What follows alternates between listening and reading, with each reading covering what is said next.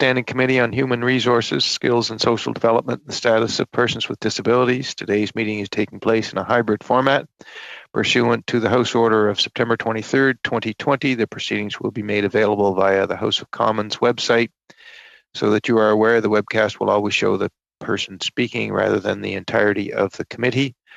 I'm going to dispense with the rest of the formalities because all of the parliamentarians and all of the witnesses have heard it all before. Two things I'm going to point out. Please open the mic before you speak and close it when you don't have the floor. And please address all comments and questions through the chair. Pursuant to Standing Order 1082, the committee will continue its study of the Supplementary Estimates B. We have with us here this evening the Honourable Ahmed Hussein, Minister of Families, Children and Social Development, and from ESDC, Laurie MacDonald, Senior Associate Deputy Minister, Employment and Social Development and Chief Operating Officer for Service Canada, Catherine Adam, Senior Assistant Deputy Minister, Strategic and Service Policy Branch, Cliff Growan, Senior Assistant Deputy Minister, Benefits and Integrated Services Branch, Service Canada, Janet Goulding, Associate Assistant Deputy Minister, Income Security and Social Development Branch, Mark Perlman, Chief Financial Officer and Senior Assistant Deputy Minister, and from CMHC, Romy Bowers, Senior Vice President, Client Solutions, and Lisa Williams, Chief Financial Officer. Minister Hussein, thank you for being with us. You have the floor for 5 minutes. Thank you very much, Mr. Chair. It is a pleasure, of course, to join you and all the committee members to stand before you again today to speak to the 2020-2021 Supplementary Estimates B for Employment and Social Development Canada.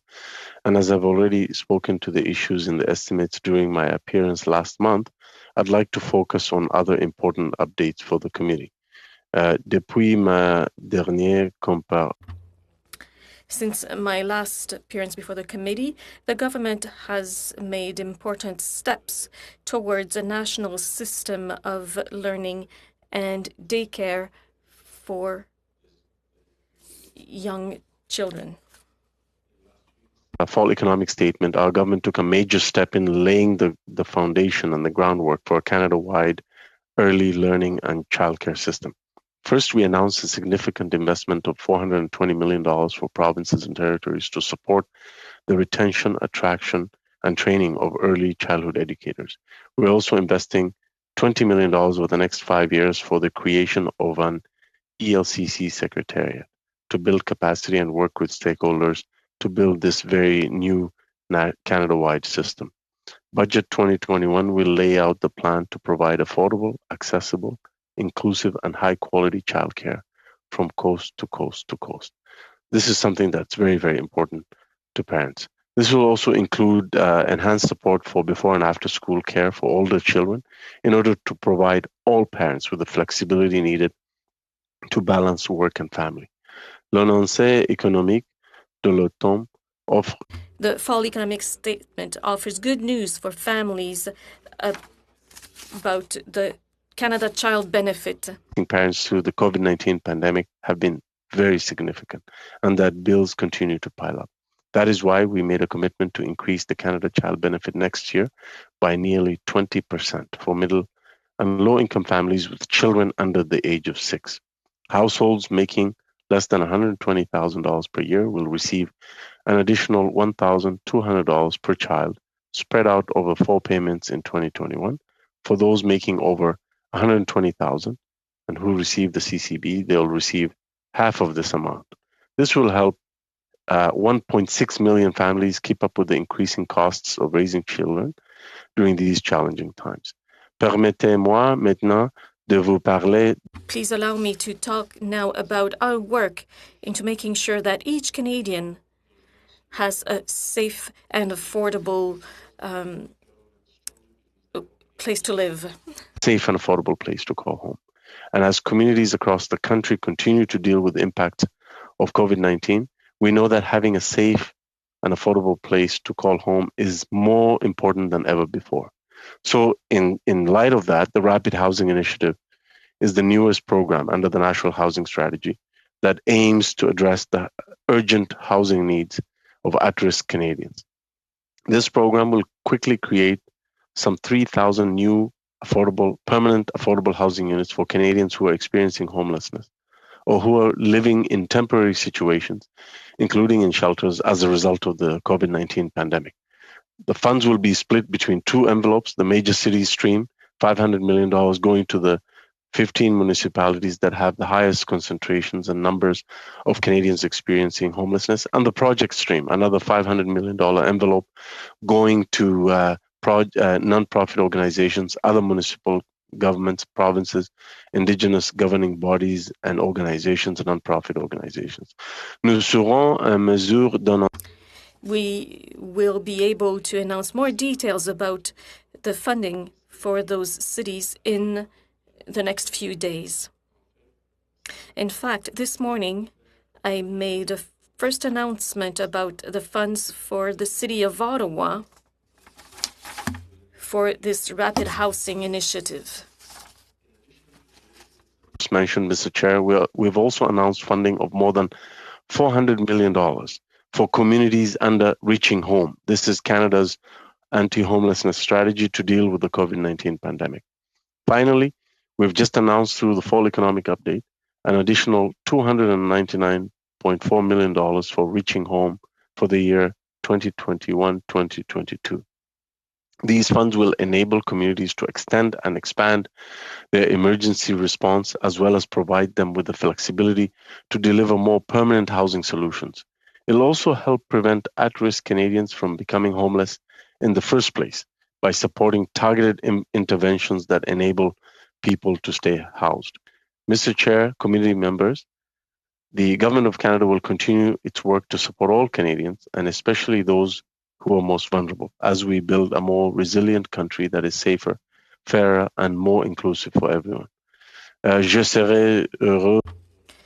It will be my pleasure to answer your questions. Thank you very much, everybody. Thank you very much, Mr. Minister. For the Conservatives, for 6 minutes. Thank you, Minister. In the supplementary estimates, CMHC sees close to $361 million in total voted spending and $512 million in total statutory spending, over $870 million. My question to you, from the perspective of a taxpayer, where is one area in CMHC or ESDC that you've noticed your government could do a better job with the funds allocated? Where are you falling behind and what could be improved in your department? Or would you recommend no changes to the operation of Employment and Social Development Canada? So I'll focus on CMHC because that was the first part of your question.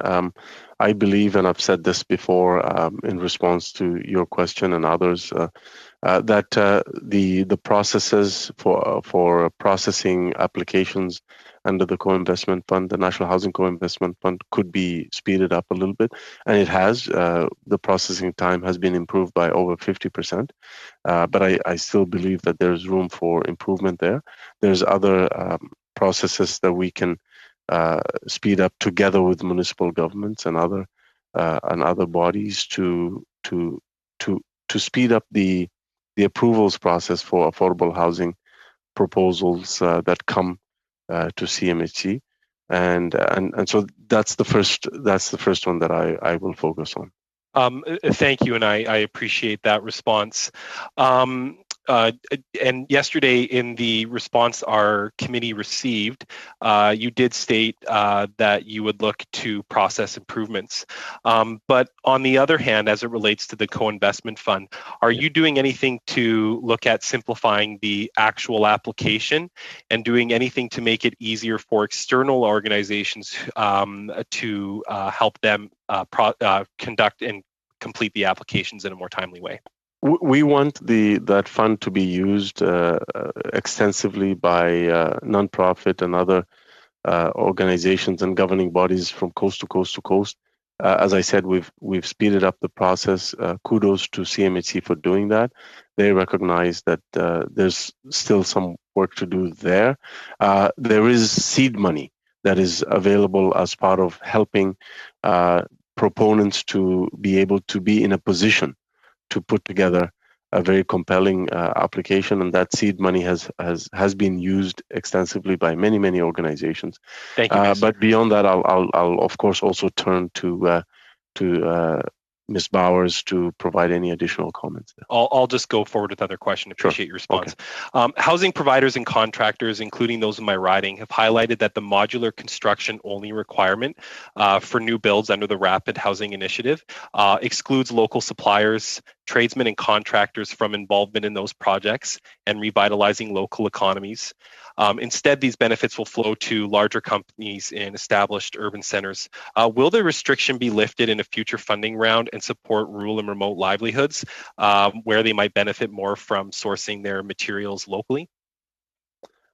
I will turn to Ms. Bowers for this aspect of the question. Thank you, Minister, and thank you very much for the question. As the Minister mentioned, there are two project streams, the major city stream and the project stream.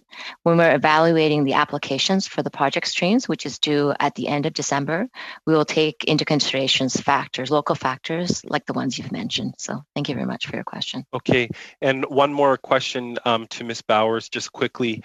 The disclaimer from following up from our last committee meeting when I asked for a breakdown of the Government of Canada housing investments, I did receive that list of information totaling 1.1 million, give or take, on families or individuals that have been helped from government programs. But the disclaimer stated that conditionally committed, that these numbers were conditionally committed. Can we get an updated table with the actual number of households that have been helped by the government or CMHC for this committee? We'll provide that clarification. Thank you. Thank you. Still have time for another question, Chair? How much time do I have left? You still have a minute and a half, Mr. Biss. Okay, CMHC, back to you, Minister Hussein. CMHC on the first-time homebuyers incentive. CMHC was expecting 20,000 borrowers in the first 6 months of the original program, and yet only a quarter of those estimates have actually been approved for funding in the first 7 months. This failure has proven that a shared equity mortgage is not what prospective homebuyers want. I understand in the recent economic statement, your government doubled down with the program. So do you expect the amended incentive to perform better in Toronto, Vancouver, and Victoria? And what metrics will you be using to determine the success of this program or whether it should be cancelled? Our government introduced Canada's first ever national housing strategy, and the first-time homebuyer incentive is an aspect of that. This will help middle-class families achieve the dream of home ownership by lowering monthly mortgage payments without increasing down payments. The fall economic statement, as you say, I understand the parameters, but what metrics are you going to use for success in the three new categories for Victoria, Toronto, and Vancouver? I think, Mr. Chair, the honourable member can appreciate that this is something that we've announced that we intend to work on, and obviously we will talk to all concerned to make sure that we get it right, that we expand the eligibility. We want to make sure that this program works for these three areas, and the way to do that is to work hard to expand eligibility and get to the point where we have more folks from those parts of Canada to use it. And so that work is ongoing, and I can't prejudge the incentives that we'll put in there to make sure that there's more folks who are using it. Well, just thank you, Mr. Biss. No, you're well past time. Thank you, Chair. Thank you, Minister. Next, Mr. Turnbull, please, for 6 minutes.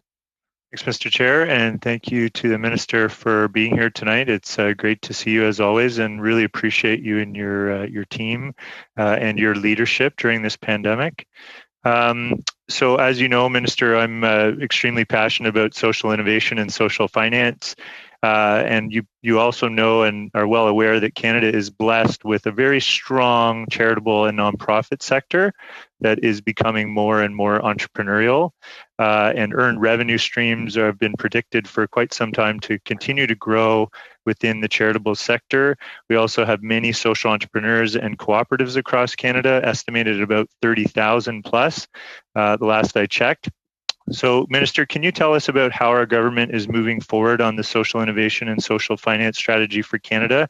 And in particular, how does this work take on new significance and relevance in the context of COVID-19 and the impending economic recovery? Thank you very much, Mr. Chair. I'd like to really recognize the work that the member has conducted with respect to really highlighting the importance of supporting the social innovation and social finance sector. And our government understands that for us as a country to solve the often complex challenges faced by communities, we have to look beyond traditional approaches.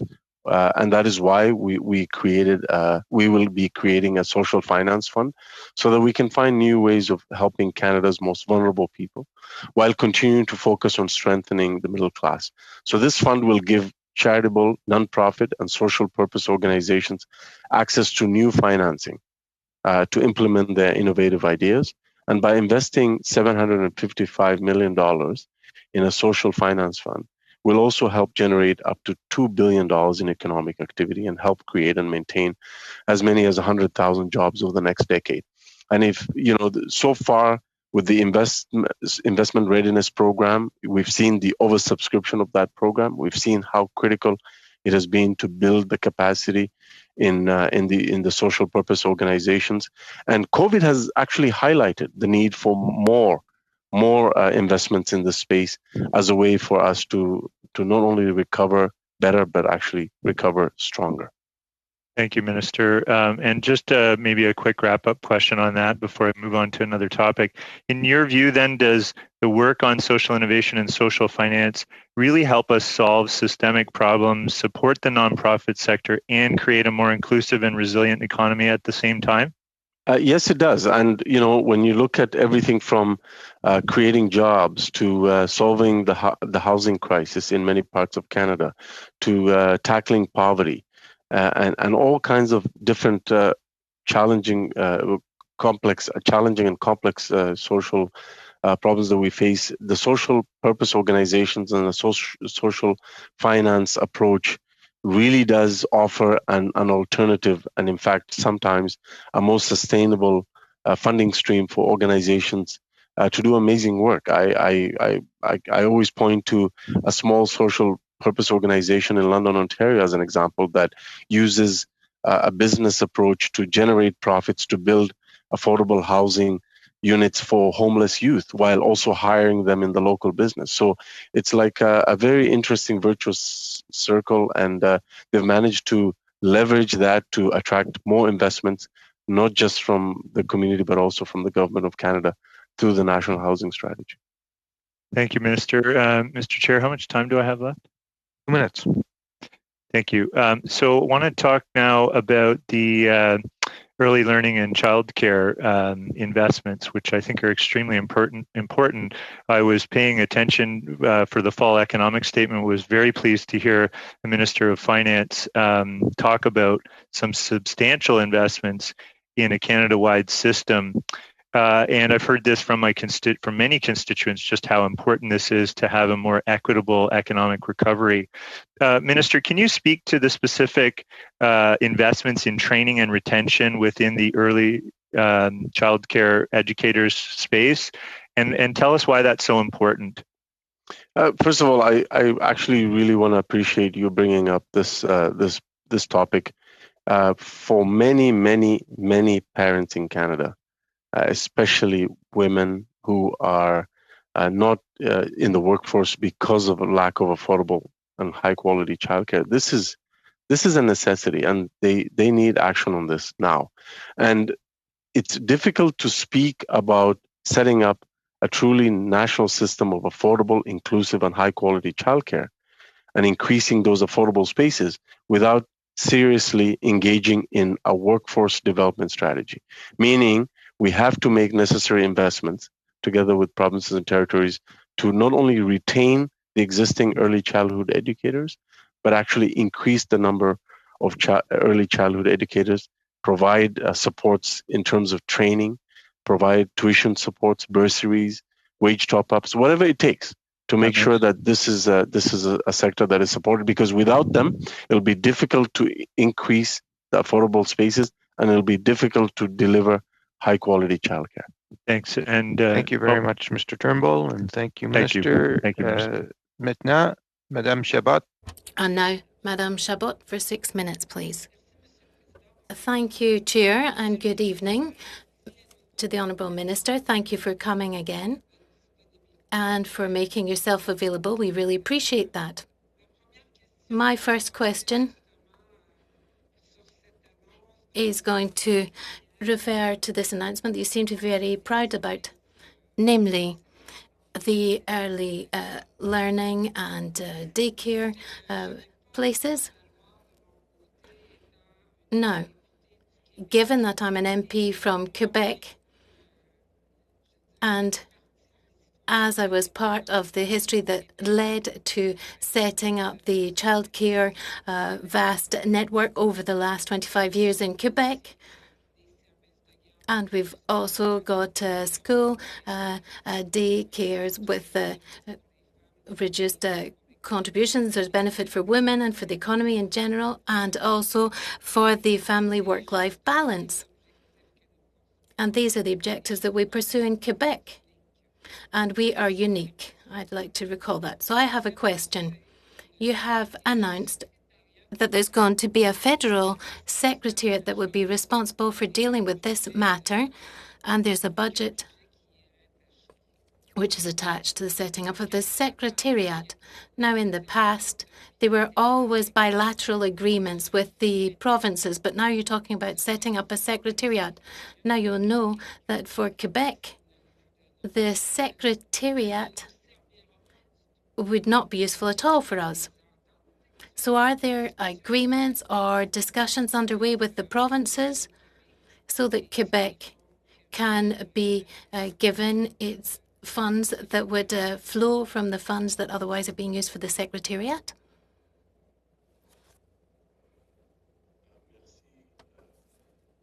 Thank you. Quebecers are right to be proud of their daycare system, and it's an innovative model. We want to export the Quebec childcare model. We don't want to tell Quebec how to manage it. Doing with the federal secretariat is to make sure that we have coordination of ELCC policy across the Government of Canada and engagement on things like engagement with stakeholders in the space, as well as engagement to produce high quality research and data analysis, and to share best practices. And as I said, Quebec offers a very innovative model, and Quebecers have every reason to be very, very proud of the system of early learning and childcare. And in many ways, the national system that we intend to set up will have many elements from the Quebec system. Bien, vous n'êtes pas obligé de répondre. Now, you don't need to answer right away, but I'd like to ask, as the Secretariat will not be useful for Quebec, what's going to happen with the amounts of money? Is Quebec going to get its fair share? You can answer later if you wish, but this is going to come up. We will need to get an answer on those funds. And then I'd like to go on to a second question. I'm putting it to you because you're the minister who's responsible for Service Canada. For several weeks now, you've said that you're concerned about families, and I quite believe that that's the case, but there's many people who are asking for EI benefits, and they've already got maternity benefits, or they're already covered by the Quebec Parental Insurance Plan. But for the moment, their files are blocked, completely blocked. And the agents in the Service Canada say they should call up their MP because their files are blocked, because there's no clear instructions as to how their files should be dealt with. So my question is, are you aware of that issue? Are there discussions underway with Minister Qualtrough, who's responsible for these programs, so that we can get past this impasse and unblock the situation? Thank you for that question. The issue you raised is obviously something that is more in the portfolio of Minister Qualtrough. I can speak to Service Canada. We have reactivated 100% of the Service Canada centers in Quebec, and we're very much engaged to make sure that Canadians are able to access the services that they need, and continue to make sure that Service Canada is there to help them. In terms of your earlier question with respect to fair share for Quebec, of course, we will have bilateral agreements, including with the $420 million that was stated in the fall economic statement for workforce development. Quebec will obviously we will obviously be having discussions with the province of Quebec with the intention of making sure that we work with Quebec to address its priorities when it comes to the training, retention, and expansion of early childhood educators in Quebec. And that federal investment of $420 million, we will obviously work with Quebec to make sure that we address any priorities that Quebec has with respect to early childhood educators. Thank you, Minister. Merci, Madame Chabot. Next. Thank you very much. Thank you so much, Chair, and nice to see you again, Minister, and thank you to the rest of the witnesses for being here. My first question is a very simple yes or no question. Minister, do you recognize the right to housing as a human right, yes or no? Of course.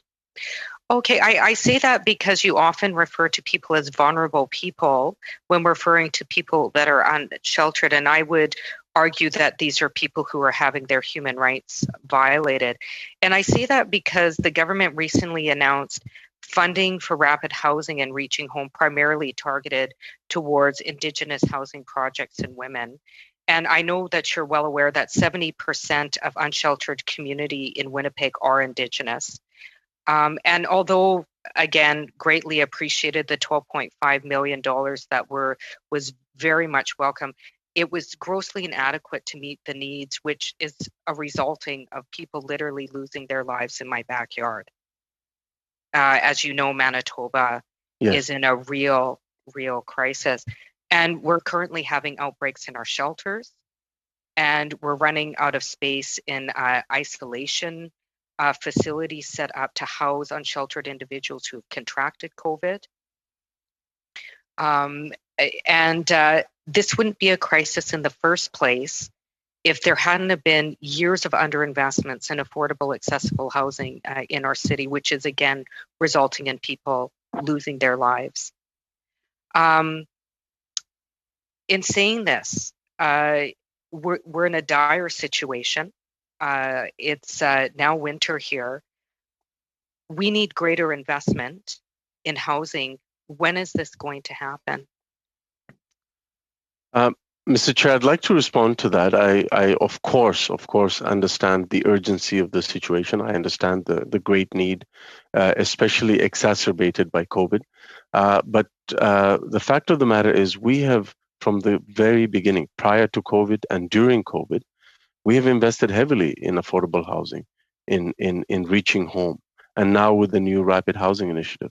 And throughout all of those elements, the province of Manitoba and the city of Winnipeg have been recipients of those federal dollars. And in fact, Mayor Bauman of Winnipeg was very much appreciative of the Winnipeg share of the rapid housing initiative. Ms. Kazan, you took a minute and a half to ask the question. Okay. He should be allowed a minute and a half to answer it. So Mayor Bauman expressed publicly that the federal dollars were critical to enabling Winnipeg to rapidly deliver affordable housing for those in most need in Winnipeg. Is the challenge completely solved? Absolutely not, and I'll be the first to acknowledge that. But at the same time, We have dramatically increased federal investments in reaching home. This new rapid housing initiative is making a difference in Manitoba and in Winnipeg, and national housing strategy dollars continue to flow. For sure. Again, I appreciate the funding allocation. Again, grossly inadequate to meet the needs of our community at the present time, which is resulting in the loss of life. And again, really asking you, and you didn't answer my question, Minister, with all due respect, and I do respect your work. When are we going to get more money so that we stop losing lives in my community? $670 million through the National Housing Strategy has been invested in Manitoba since we came into office. We've helped over 46,500 people. Okay, so I'm going to move on to the question. The answer is we're not getting any more money. Well, I didn't say that. You're putting words in my mouth. What I've said is... I've asked you when, and you're giving me a reiteration of funding that's already been spent, which I've indicated is totally inadequate. And I'm asking you when we will be getting more money so that people don't continue to die in my community. So we've demonstrated that we have sought additional dollars to respond to the acute needs. If you look at reaching home, the dollars that are flowing are additional dollars, beyond the base amounts.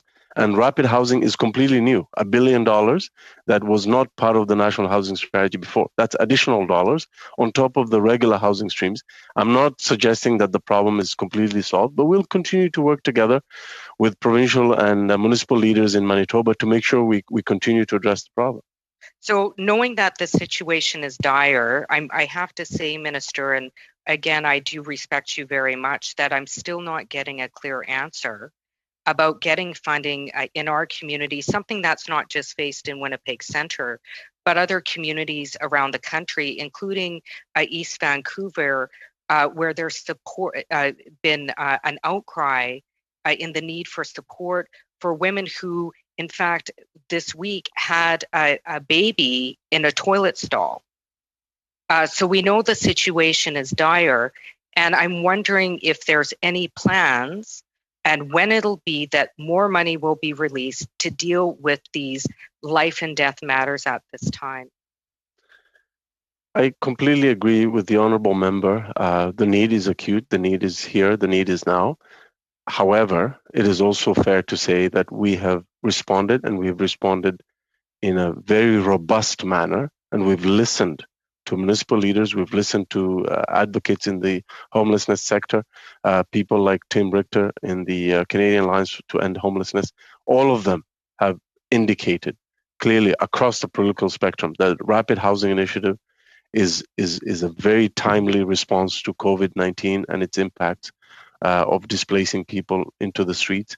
We have provided additional dollars 3 times to reaching home, and we've announced additional increases to reaching home for next year, giving certainty. Again, not enough. Thank you, Ms. Gazan. Thank you. Next, Mr. Schmale, please, for 5 minutes. Thank you, Minister, for attending. It's great to see you again. Minister, when will you take action on the seven recommendations in the HUMA report entitled Supporting Families After the Loss of a Child? These recommendations, as you know, are a path forward for ensuring grieving parents do not have to endure further hardship or suffer any undue financial or emotional distress as a result of government programming. To date, there have been no concrete steps taken to implement these recommendations, and it's been nearly 2 years since this report was tabled. Minister, can you explain why the report has not been moved forward? Mr. Chair, the honourable member raises a really important issue. There is no more difficult loss than that of losing a child, and of course our government recognizes that compassion and understanding at the onset is key to ensuring that families get the support that they need during this really difficult time. The EEI sickness benefit is available to help eligible parents take up to 15 weeks off work to support them through the grieving process. We've also modernized the Canada Labour Code to make sure that federally regulated private sector employers offer grieving employees the time off they need to deal with their loss. will always be there for Canadian families, Mr. Chair. Minister, with respect to the child care benefit top-up included in the fall economic statement, if the bill doesn't come to pass by winter recess in the House, what will happen to the top-up? Well, we've proposed to do everything that we've proposed in the fall economic statement, including the top-up to the Canada Child Benefit, is subject to support from Parliament. Is subject to support that we can obtain as a government from parliamentarians. So, of course, my hope and desire is that parliamentarians of all stripes will support this measure, will support our proposal to provide more supports to families with children under the age of 6. So the short answer is we hope to get support for these measures. If support for the overall package isn't available, would you consider supporting a separate vote on the child care benefits, basically carving it from the rest of the bill to ensure that parents receive this benefit? Then we would have to engage in a very long and lengthy process of what you are willing to support or your party is willing to support in the fall economic statement and what you're not willing to support. And I don't think that is something that I'm really able to engage in this appearance. What I can tell you is that the families need that support now, and I would hope that all parliamentarians, including your political party, supports our measures to support families with children. Speaking of the supports, now let's talk about childcare, Minister. Sure. Something you mentioned before about the childcare secretariat. Can you tell us how the new secretariat will be structured? How many public servants will be allocated to this secretariat, and what department they would report to? They would be housed in ESDC, but I'll turn to the ESDC officials to answer the question, Mr. Chair. Thank you very much, Mr. Chair. Can you hear me? Super. Yes, we can. Thank you. To answer the honourable member's question, it's still very early days in the announcement. As the Minister has said, it's envisioned that the Secretariat would be housed at ESDC. It is its structure we're still working through. The intent is to make sure that we have people in place that are able to work with provinces and territories to be able to learn particularly from the model in Quebec, to be able to disseminate research and information to childcare providers as well as to ministries in provinces and territories on childcare, and to begin to do the work and the legwork with our stakeholders and with provinces and territories around the Canada-wide system. Excellent. Thank you. Minister, you had mentioned about high quality childcare. You Yes. said that a few times in your report. What determines quality? Quality is determined by obviously the environment in which the children are receiving early learning and childcare. And I really want to emphasize the early learning part. It's not just childcare, it's also early learning. It is also determined by the highly trained early childhood educators that are available to deliver the high quality programming for these children. But if you're talking quality, Mr. Schmale, you're out of time. Thank you. Thank you, Minister. Next, Mr. Long, please, for 5 minutes.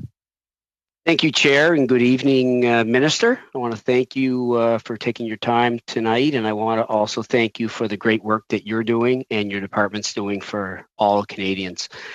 Minister, one of the biggest challenges and frustrations I've faced as a member of Parliament in my riding of St. John Ross is the fact that there's 1,500 people on a wait list for affordable housing. And that's, that number continues to grow year after year. And to me, that's just not acceptable because, housing is a human right. That's why I've been advocating for unprecedented federal investments in affordable housing since I was first elected and on HUMA since 2015. This advocacy and the work I've been able to do with you and my other colleagues here tonight has paid off in spades with the introduction of our national housing strategy. I've consistently heard positive feedback about the investments we've been making in affordable housing in collaboration with the provinces and territories from affordable housing proponents in my riding. And both they and I are eagerly awaiting an agreement from the government of New Brunswick to implement our groundbreaking Canada Housing Benefit in our province. But Minister, there's still a lot of work for us to do. We need more direct federal investment in affordable housing, and that's where the Co-Investment Fund and now the Rapid Housing Initiative come in. Since the announcement of the Rapid Housing Initiative, I've been working closely with Develop St. John and proponents to help get the applications in. We're extremely excited about it. And I've heard much positive feedback from them so far on the program. So, Minister, my question to you is this. I know we've had some issues with the barriers to applying for the co-investment fund in the past. So I'm wondering what you've seen in terms of demand for the Rapid Housing Initiative across the country. Thank you so much. And Mr. Chair, I want to highlight the important point that the honourable member raises with respect to the Canada Housing Benefit. And this is a game changer because it is a portable support for rental payments for people with severe housing need. And it is not tied to a building or an apartment. And so it will do a lot to deal with all the folks who are on housing wait lists. And in terms of the Rapid Housing Initiative, I'm very, very much excited equally for the second envelope, which will help nonprofit organizations, provinces, municipalities, Indigenous governing bodies and groups to apply. And we aim to disperse that money through CMHC very rapidly. So it's not just that the housing will be built or provided rapidly, but also we expect those dollars to flow as quickly as possible and be committed before the end of this fiscal year, March 31st, 2021. So it is proceeding well. We hope to get as many projects as possible from all corners of the country, including in the north. And I believe the Rapid Housing Initiative is a great example of the federal response to the feedback that we've gotten from many folks on the ground saying we needed to deliver housing solutions that provided supports to those who've been displaced by COVID and those who we have also helped through Reaching Home dollars to provide temporary shelter and then move them to permanent housing solutions through the Rapid Housing Initiative, in addition to the other streams in the National Housing Strategy. So, Minister, I'm just going to jump in. Obviously, with respect to the two initiatives, the direct federal initiatives, the co-investment and now the rapid housing, can you just elaborate a little more on how you see both of these programs fitting within the overall national housing strategy? Yes. So, rapid housing, as I said, will target folks who are experiencing homelessness or who have obtained temporary shelter as a result of COVID-19 but don't have a permanent home. That's the priority population, obviously. And we're inviting, as I said, nonprofits and others to apply for the second envelope before December 31st, 2020.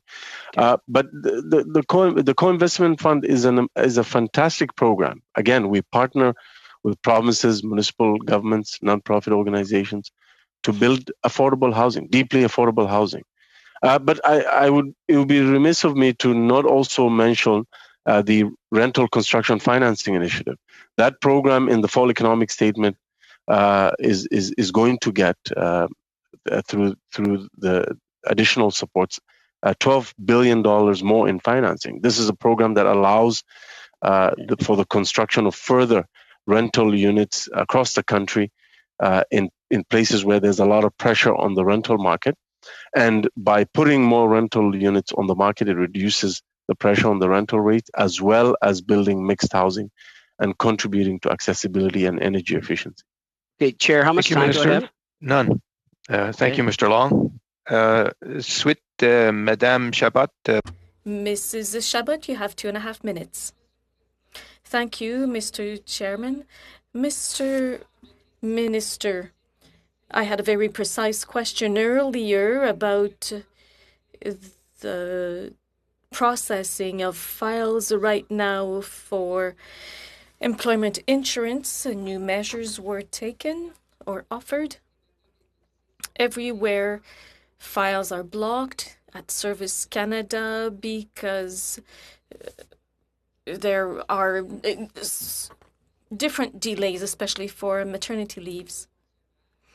I will ask a more precise question to the civil servants later, but you have answered in a way because, or I heard that all of Service Canada will be opened again and offering services, which is not what we are seeing. With all due respect, I asked a question on November 4th. All the offices of Service Canada are not opened again. But the mobile services, the satellite services, are still closed. I could tell you about the fight, if I may say, or the engagement in our riding of Témiscouata-Neigette, Rimouski-les-Basques, where this mobile office is much desired. People want it to open again because they need it. Those people in my riding are in a rural area. They don't have internet services everywhere, and they have to drive kilometers and kilometers to get to a Service Canada office. And anyways, those services are not open again. So is this one of your priorities, to reopen those services? Monsieur le Président.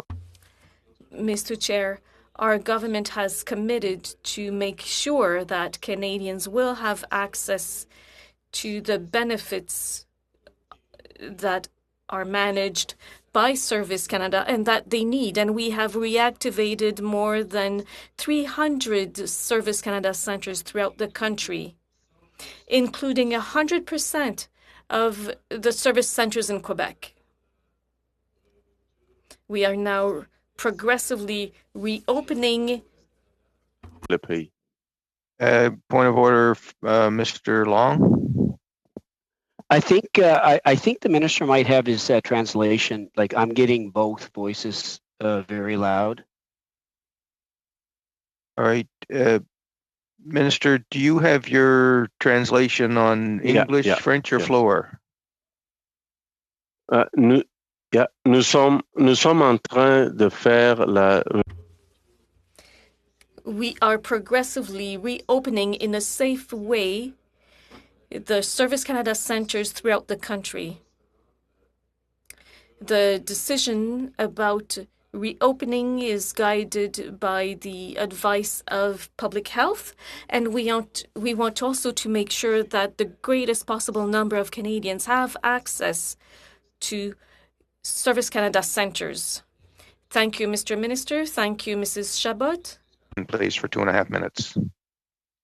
Yes, thank you, Mr. Chair. And Minister, you indicated to me that you agree that the right to housing is a human right. And I'm sure you saw today the bulldozing of an encampment that occurred in Montreal, where people lost everything from the unsheltered community. And you indicate that you agree this is a human right. But my question is, why isn't that reflected in your government's laws, policies, and operational practices, and for that matter, in the kind of funding you provide to ensure that human right? So, Mr. Chair, I really want to address this point that the honourable member keeps repeating about funding, because it's really interesting. Because when the New Democratic Party put its ambitious housing plan to Canadians, they didn't have any ambition with respect, nothing close to the national housing strategy. They put forward a plan to invest $65 million in a plan for housing, which is so seriously out of line with the realities on the ground. So I'm not saying that the problems have been solved, but I also want the honourable member to acknowledge not only the federal leadership, but the significant resources that our government has brought to the table. And the fact of the matter is, municipal leaders and many others have recognized that the federal government is not only back in the housing game, but is making a serious difference on the ground. I was in Ottawa today making an announcement regarding the Rapid Housing Initiative in Ottawa, a number of units, 3 different projects. So the work continues, but to suggest that somehow we lack ambition is, I think, unfair and completely hypocritical for the NDP to suggest that. Minister, with all due respect, human rights should not be a partisan issue. You've heard me say that before. And I say that because I have people that are perishing in my community. We saw what happened in Montreal. We see what's happening in East Van. I don't think it's appropriate at this time, particularly of time of COVID, to discuss that rather than discuss what is needed to ensure people are housed. Is your government going to put more money forward to ensure that people are housed going forward? So should we see ourselves in a pandemic again, people will not perish because their human rights are being violated? Short answer, if you can, Minister. Yes, short answer. Look, the Vancouver East, we've spent $193.5 million and for 3,127 homes in Vancouver East. So we are there, we will be there, and we'll continue to be ambitious with respect to meeting the needs across the country for affordable housing. Thank you, Ms. Gazan. Next, Ms. Falk, please, for 5 minutes. Thank you, Chair. I'm just passing the floor to MP Schmale. Thank you very much, Mr. Falk, or Ms. Falk. Thank you, Mr. Chair. Sorry. Minister, I want to continue on with the theme where we left off. When you're talking about quality, and you're basically saying, at least the Minister Freeland said in the outline in the fiscal update, was that Quebec was going to be the model that the federal government was going to use. So if quality is determined by the government and a government childcare model is imposed across the country, shouldn't parents have the opportunity to choose what they think is quality, whatever that option is? Thank you very much, Mr. Chair. And I want to thank the honourable member for really giving me an opportunity to express our government's position on this. Quebec is a model, but so are other like-minded OECD countries that have moved forward on this. And speaking of choice, it is the conservative vision that actually removes choice from women. When you deny people access to affordable and high-quality childcare, what happens is mainly female parents are not able to access the workforce. So by actually providing affordable childcare, let me finish. Well, now you've kind of gone off the rails. You asked me a question. I got to finish. Well, I completely disagree with what you just said. How you can disagree with me, but I got to finish my answer. More money in parents' pockets and competition in the marketplace with maximum flexibility and choice, reducing the ability for parents to choose their course of action. Parents are facing as high as $2,000 a month for childcare. The conservative vision does nothing to address that challenge of affordability. Well, neither does yours. Yours is 5 years out plus. We have a philosophical difference of opinion, which is that you believe that not providing affordable childcare spaces and investing just because the government isn't providing it doesn't mean it's going to be there. Parents have the ability to choose, and you and your government actually enhance the childcare benefit. So it's not as if you said, well, this is just crazy. Well, what we did is we stopped sending checks to millionaires. That's what we did. You were sending checks to millionaires. And you did the same with the CERB and the seniors benefit. So way to go. So why don't we just focus on how we're going to maximize the ability for parents to choose what is best for them? We are not creating a national system that is mandatory for parents. Parents do have a choice to do what they want with respect to their situation. But what we are offering is actually what you're talking about, the choice. It is your lack of vision that is not offering them the choice for affordable and high quality childcare. That is the issue. The issue is they are facing a monthly bill of $2,000. Under our plan, we will make childcare affordable. And every single country, by investing How are you going to I'll answer that. Please, by investing in the creation of affordable childcare spaces, investing in the workforce. Every single country that has done this has benefited immensely and has closed the gender gap between men and women in the labor market. So you talk about choice, that's the choice that we're offering parents, not sending checks to millionaires, which is what the Harper Conservatives did when they were in office. So how are you going to ensure there's choice in the marketplace if the government is dictating what quality is? We're not dictating anything. What we're doing is being led by the evidence to create high quality, affordable childcare. Parents are not mandated to use it, but I can tell you many, many, many parents are waiting for a government to finally move on this.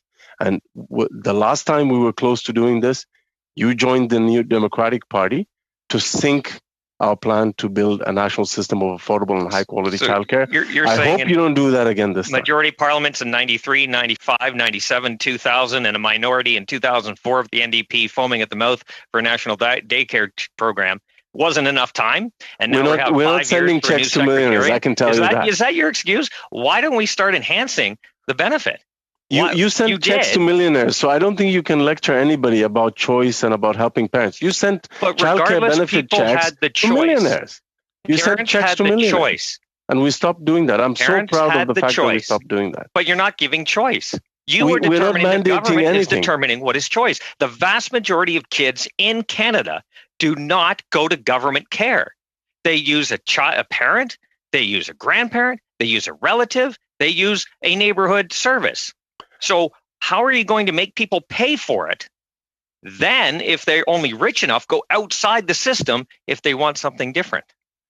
Mr. Smale, we're past time. Minister, just go ahead and give your answer. Yeah, by closing Smale, the gender don't interrupt him. By closing the gender gap and making sure that more women are able to go to the workforce, we will not only increase our GDP, we will actually have more government revenues at the provincial, territorial level, and at the federal level. And then secondly, we will benefit from kids who have a better start in life. That's the choice we're offering parents. It's not mandatory. It's much better than sending checks to millionaires, which is what you did when you're in government. Thank you, Minister. Thank you, Mr. Smale. The last round of questions will come from Ms. Young for 5 minutes, please. Thank you very much, Mr. Chair. And I'd like to say that the honourable colleague across the aisle, I think, forgets to realize that a national childcare program would put $100 billion into the economy. And that's according to the Ontario Chamber of Commerce. So that's just something I wanted to leave with the member.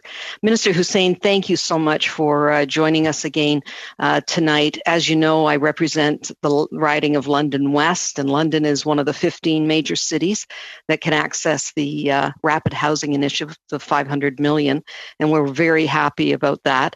London has been very hard hit by poverty and homelessness for a variety of reasons, and we know that in order to tackle this problem, we need a number of different initiatives, and of course, we're working closely with the City of London in an effort to solve this problem, both in the short and the long term. Now, as of 2016, the number of renters in severe housing need in London was over 7,000, and through this rapid housing initiative, London is to receive $7.5 million. I'd like to talk to you about the number of units that this would potentially build and how we are arriving at that number, and if that number can increase depending on each city that is earmarked for this money.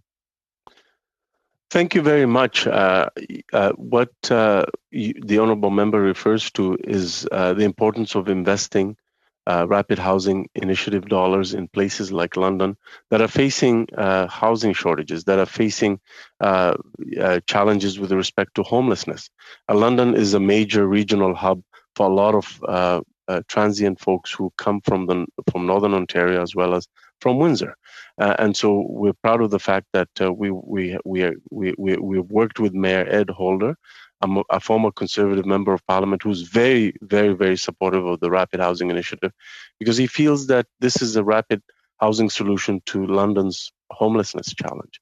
And so it'll translate to roughly the money to get a picture of what the number of units will be produced by that. If it's a federal, 100% federal contribution, is about $300,000 per unit. Now, if the proponents in London also bring additional dollars to the table or bring land or other incentives, we could produce even more units in London.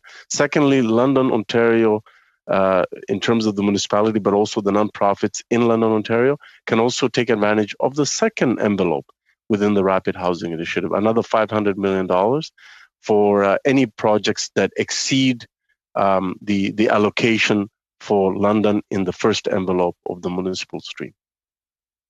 And I wanted to thank you for mentioning the Youth Opportunities Unlimited in London, yes. YOU, and their great model that you highlighted. Do you see that as something that could be replicated in other communities across the country? Absolutely. And in fact, I see it frequently after engaging with the social finance, social purpose sector right across the country, both in urban and rural parts of Canada. You see how incredible they are in terms of tackling local challenges with respect to local community concerns. And so the London, Ontario Youth Opportunities Unlimited is an example that I use frequently to demonstrate an organization that is using business approach to create sustainable lines of funding to solve a real community challenge, which is a prevalence of homelessness among London and area youth. And they've done that. They've successfully built an affordable housing unit next to their coffee shop, and then they've accessed National Housing Strategy dollars to build 2 additional buildings that are doing more than just provide housing, but actually training cooks, providing daycare, childcare, as well as creating a job bank at the first level of those buildings. So it's a great example, and I have seen, in fact, many other organizations do the exact same thing across Canada. Thank you very much, Minister Hussain, and I hope that you'll be able to come to London when we open that next phase of YOU. Thank you. I look forward to that. Thank you so much. Thank you, Ms. Young. And Minister, thank you very much for making yourself available and for dealing with the many questions over the last hour. We're going to continue on now with officials, Minister. As they say, you are welcome to stay, but you're free to leave. Thank you so much, Mr. Chair. We appreciate you being with us. Thank you, Mr. Chair, and I appreciate all the committee members' questions. Thank you. Colleagues, I don't think we're going to need to suspend because all of the witnesses that we need for the next hour are here and ready to go. So we've excused the Minister, and I think we can start right in with questions. Is any problem with that approach, Mr. Clerk? None whatsoever, Mr. Chair. All right, over to you, Mr. Schmale. We're going to begin with the Conservatives for 6 minutes. Mr. Schmale, please. Thank you again, Chair, and thank you for our witnesses. Want to continue on with the childcare aspect, if I could. Maybe to the officials. Can the officials explain more about the leadership structure under this new secretariat? Specifically, what will it look like? Who will be on the panel, if there is one? How will you examine the various options that are in the marketplace, including the host of parental choice that could be available, and ensuring that those voices that are asking for non-government methods to be heard? Thank you very much, Mr. Chair. It's a big question the honourable member has asked around the structure of the Secretariat. Sorry, I apologize. Sorry. No, it's a pleasure. I just wish that we could give you some broad strokes, really, of the Secretariat. It is very early days, but the issues that you've outlined are important. Making sure that that a Secretariat is created that is able to engage with stakeholders, to hear from parents, to hear from the provinces and territories, and work directly with them, to be able to make sure that we are taking on board all of the views that there are. But it is very, very early days, so I am sorry that I wouldn't be able to provide you with an organizational structure in terms of size, scope, who's leading, how it's led, what the level would be. And quite frankly, I am looking forward to being able to work with people to have that opportunity. But unfortunately, at this stage, it is still too early. But your point about listening to voices and engaging is an important one. It was what was done in the development of the multilateral framework in 2017. We continue to do this and engage regularly with provinces and territories. There's an expert panel that advises us and the Minister in particular on data and reporting. So this would be the work that we would want to continue to do. So how do you think the Secretariat would differ from what the department does already? I think there's a lot more that needs to be done and can be done. And we certainly have seen that over the last few years in terms of most recently in the impacts of the pandemic on women's labor market participation, but even just what we're seeing in terms of some of the fractures and some of the gaps that provinces experienced when childcare centres were looking at having to close because they weren't sure about how to handle personal protective equipment, how to make sure that centres were safe during the pandemic for children. So we've realized that there are some gaps in the system. We've realized that there are some need that we need to be able to look to how we can best be responsive, not just from the federal government, but to help support provinces and territories in uncovering best practices and sharing them. So it is really a bigger project and a bigger scope than what we have seen. So it is much more than what we currently have in place to be able to engage with all Canadians, with all stakeholder groups, and to be able to work effectively with provinces and territories on this new vision. I know it's early days based on the answer to my first question, and that was more to get a sense of kind of where you were and the department was and the planning. But do you see that the provinces will continue potentially to have the lead in this in the childcare debate? Well, I'm not a constitutional expert, but I do know that in terms of what we have with the multilateral framework and the bilateral agreements currently in place with provinces and territories, we work with them hand in hand as they establish what their priorities are, what they see needed in their communities, and we work to make sure that we are supporting, through federal dollars, shared goals and objectives. Okay. Now, based on what the minister said and based on what you're telling me, how do you foresee a system being set up that will allow maximum flexibility and choice if kind of the federal government is kind of leading the charge on this? Well, I think we currently have that, with all due respect, Mr. Chair, and to the honourable member. We do now, yeah. Yes. Yep. Yes, and we have a very strong multilateral framework that all the provinces except Quebec signed on to, and Quebec agreed with the principles in and has an asymmetrical agreement. So this has been very much already since 2017 work that's been done jointly with provinces and territories. So I don't see that changing at all. It's really just continuing that work going forward with the vision the minister has articulated here tonight. Okay, interesting. Okay. Do you think that the vision includes the fact that children have to go to daycare to experience and receive early child learning? I think the minister, Mr. Chair, I think the minister answered the question when he did respond to say that choice is there. No one is compelling, and certainly that would not be what we have done with the federal investment since 2017. So what the focus has been, though, is on ensuring there is inclusive childcare. I'll use Saskatchewan as an example, who very early on wanted to move to make sure that children with hearing disabilities had accessible and inclusive childcare, making sure that early childhood educators were able to respond to the needs of children with different abilities. So there is still the element of choice. What we do is all parties involved in this, all the provinces and territories and stakeholders are looking for ways to make the childcare system that there is affordable, accessible for families, and of high quality. And that includes issues of inclusivity, so that children who are in care have a safe, secure space that supports their learning and achievement. But that's not to say that there isn't other models. The minister spoke about OECD nations. However, what we have in the multilateral framework and the bilateral agreements is focused on the regulated childcare sector. No, obviously. Thank you, Mr. Schmale. Mr. Dong, please, for 6 minutes. Thank you, Chair. Thanks to all the presenters for being here tonight. First of all, I want to ask about Service Canada.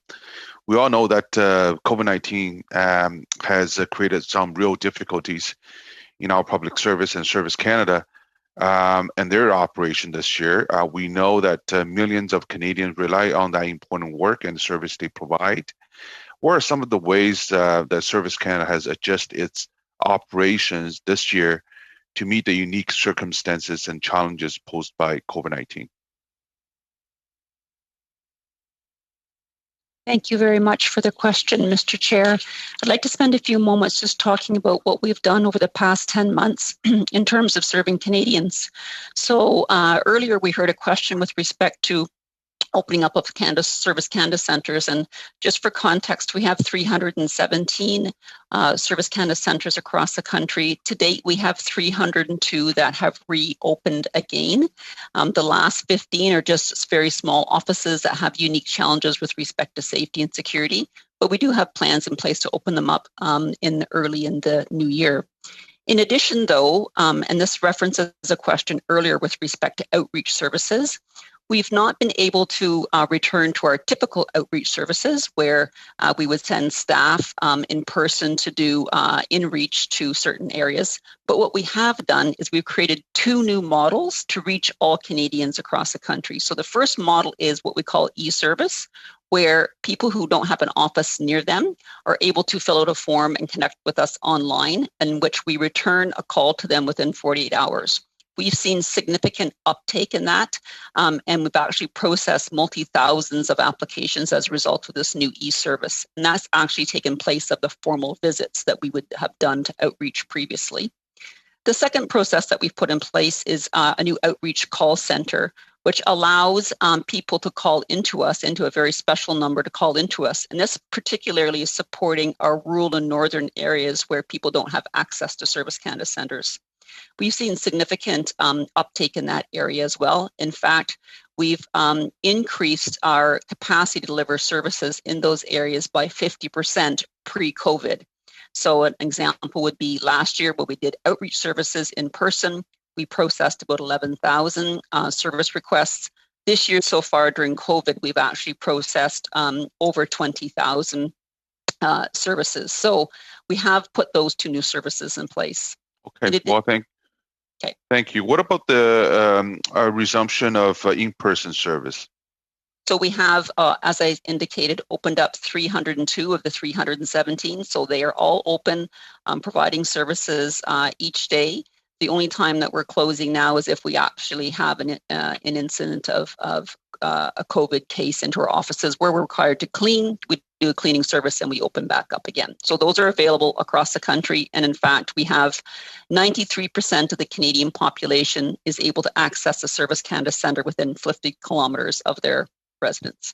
What about regions or cities like Toronto, where it's facing a lockdown, and areas like? So how is that affecting your service? Thank you, Mr. Chair. So what we're doing at this time is we're continuing to be open, but we're following public health guidelines.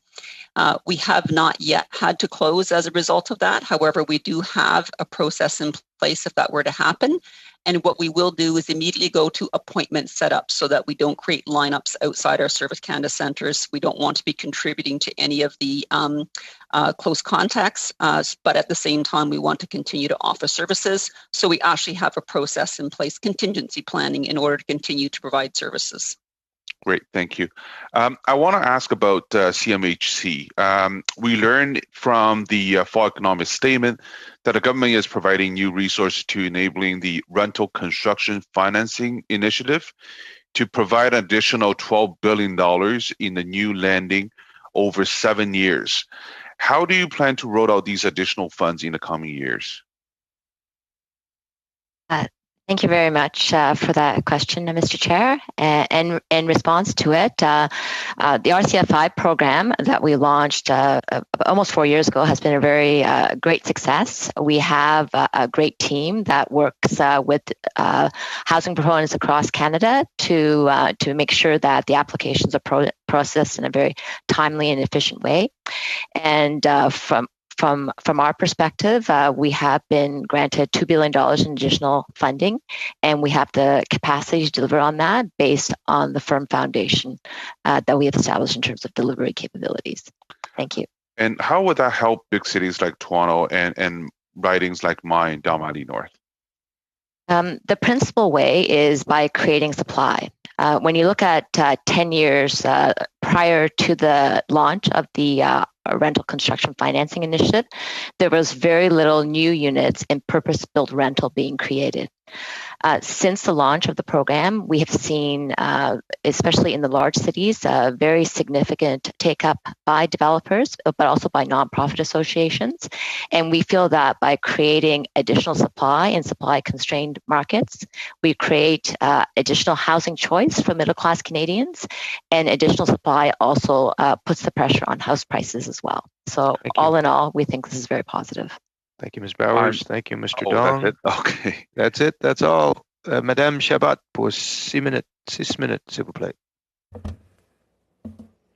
Thank you. My questions will be brief. I'll go back to Service Canada. I had asked the question earlier. Welcome. Thank you for being here for 2 hours. When I ask my questions, they are about mobile services. Are you able to confirm that these services are not reopened? And since they're not, do you want to reopen them? And if yes, when? For the question. Thank you for the question, Mr. Chair. The outreach services are not open at this time. What we've done is we've created an alternative service delivery. So 2 components. One is our e-service, where clients can email us. We have a specific address, fill out a form, and we call them back within 48 hours. The second service is our outreach support center, where we've connected, particularly in our rural and northern areas, with a number of third-party sources to assist us to reach clients. Both of those services are provided in those areas where we previously had staff that would go do the mobile services. We do intend to reopen them as soon as we're able to, as soon as our staff are able to travel, and services will continue, as well as the alternative service delivery model that we put in place.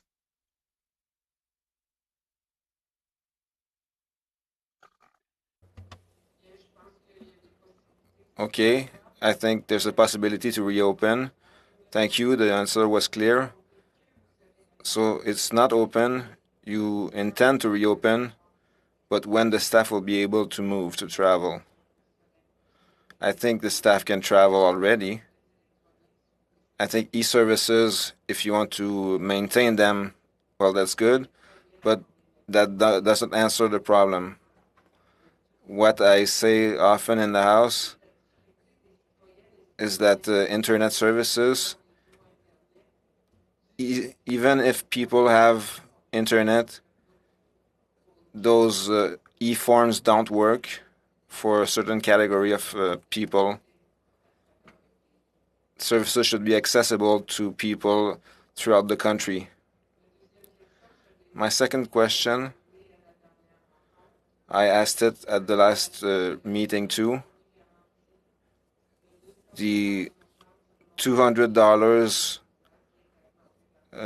non-taxable for seniors that have access to the old age supplement. Some citizens had filed in their paper before September 7th, some months in advance, and because the processing of the application was not done on September 7th, well, they still haven't received their benefits. While the processing is the problem, and not when the citizens filed in their claim. Are there solutions? Oui, on est entièrement d'accord. We agree that processing of files is important. The unique payment, the one-time payment, was announced in May. We put in place measures to ensure we could give the maximum amount possible. That's why in July, there was a first payment for people with old age security. And then there was a second period to process all the applications possible. People had to be eligible.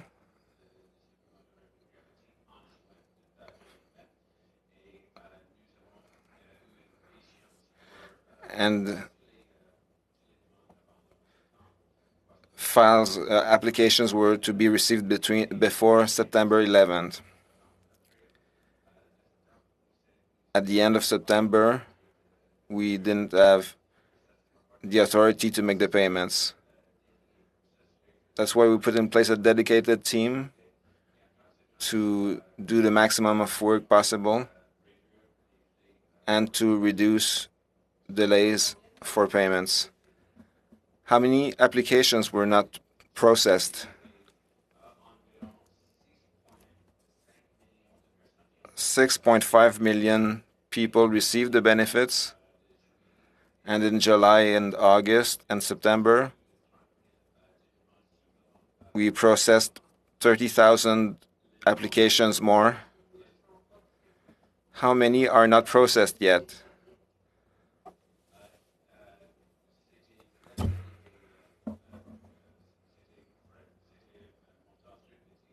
Very small number, fewer than 1,000.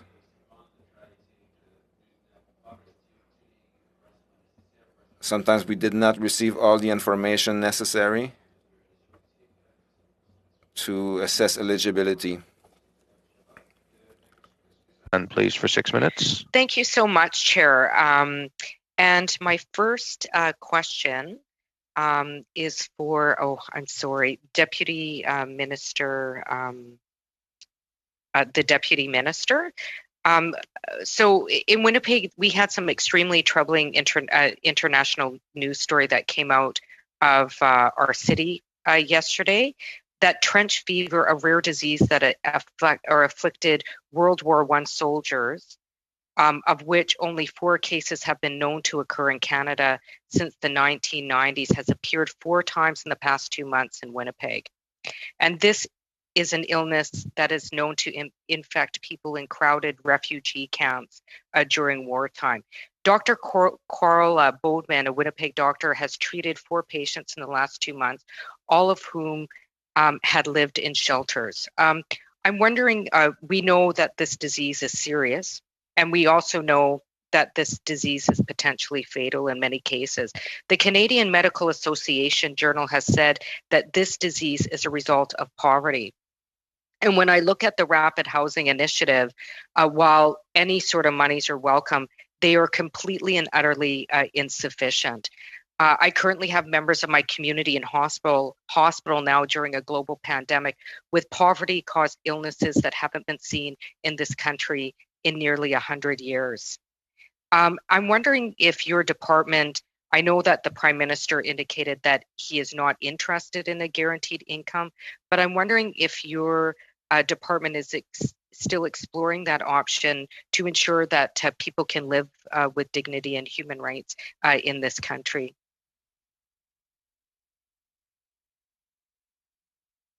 Thank you very much for the question, Mr. Chair.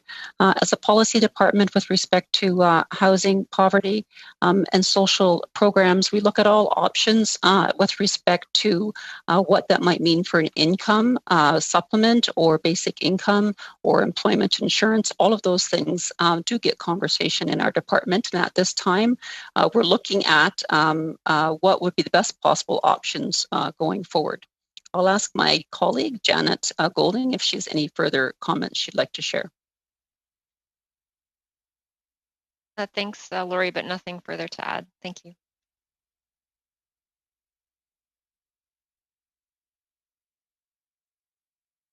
You're on mute there, Ms. Gazan.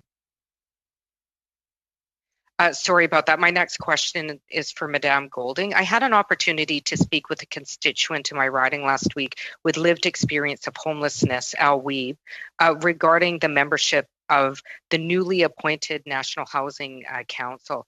And he was greatly disappointed with the fact that the council did not include one single person with lived experience of homelessness. So as you know, the work of the National Housing Council is critical in implementing the National Housing Strategy, and it's also essential that those who have firsthand experience with the impacts of homelessness guide the work. In fact, this was noted in the strategy, National Housing Strategy Act, which encourages including people with lived experience.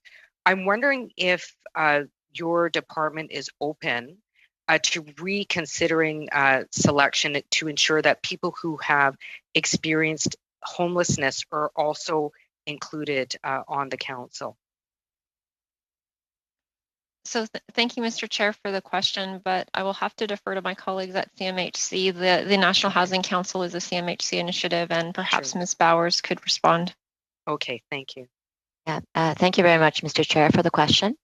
In determining the members for the National Housing Council, there was a robust selection process that took into consideration a number of factors, including lived experience, as Ms. Gazan mentioned, the professional expertise of the various nominees, and their experience in the housing domain. So all these factors were taken into consideration in choosing members that we believe are very well qualified to provide us with guidance and instruction in terms of developing the national housing strategy further. Yes, I don't argue that that everybody on the council is of really high standards, but why I ask is because there's nobody on the council that has actual lived experience with homelessness, including Al Weeb, who is a very well-known advocate of a homelessness advocate.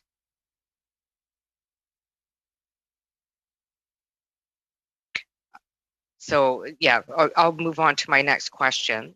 So many of the witnesses at our urban, rural, and northern Indigenous housing study have cited the need for separate urban Indigenous housing strategy, which has also been allocated by many housing experts who serve urban Indigenous people across the country, including the Ontario Federation of Indigenous Friendship Centres. Will your department be open to creating and adequately resourcing an urban Indigenous housing strategy?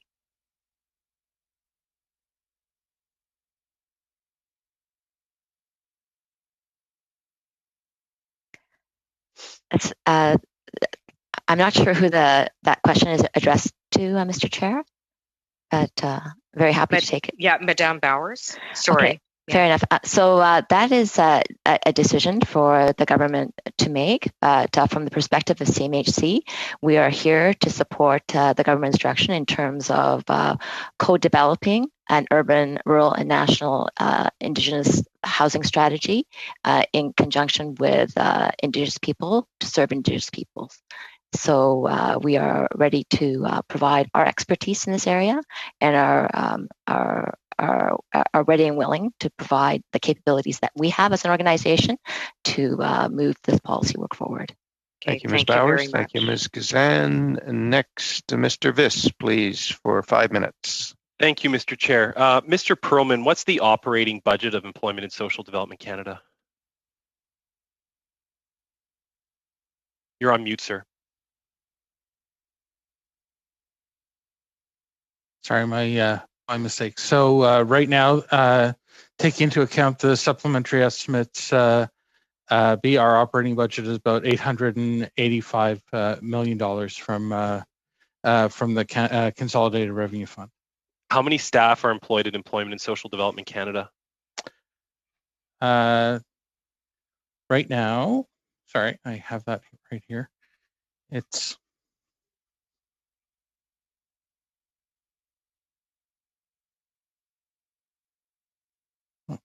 It's roughly 27,000 people.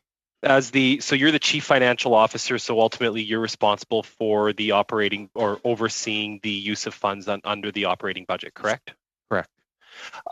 If the Auditor General were to conduct an audit of your department, where do you think they would find the most areas where the services could be improved or money could be saved?